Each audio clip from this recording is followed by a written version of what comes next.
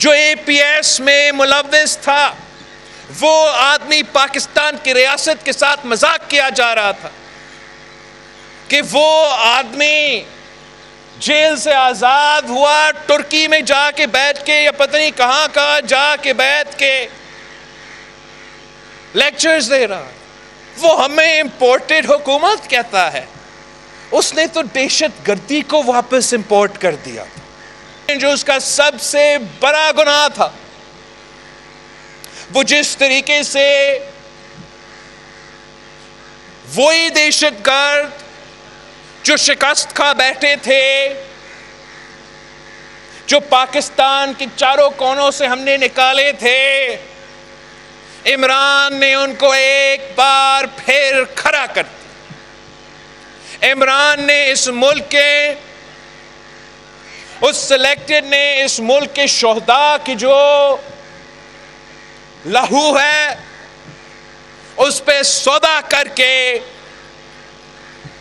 دہشت گردوں کو جو آپ کے پولیس نے پکڑے تھے، جو آپ کے فوج نے پکڑے تھے، ہمارے جیل سے نکالے، جو اے پی ایس میں ملوث تھا، وہ آدمی پاکستان کی ریاست کے ساتھ مذاق کیا جا رہا تھا کہ وہ آدمی جیل سے آزاد ہوا، ترکی میں جا کے بیٹھ کے یا پتہ نہیں کہاں جا کے بیٹھ کے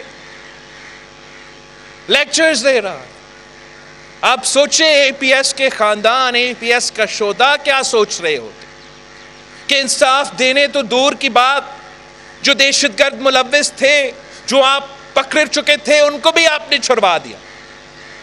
وہ دہشت گرد جو بارڈر کا اس طرف تھے، جو افغانستان کے جیلوں میں پڑے ہوئے تھے، جو افغان حکومت کے قیدی تھے، اس لیے کہ وہ طریق طالبان یا کسی اور دہشت گرد تنظیم سے منسلک تھے،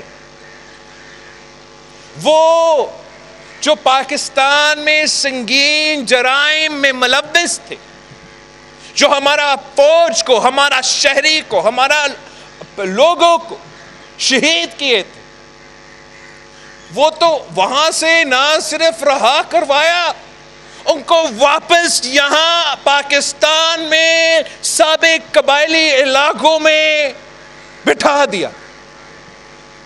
وہ ہمیں امپورٹڈ حکومت کہتا ہے۔ اس نے تو دہشت گردی کو واپس امپورٹ کر دیا۔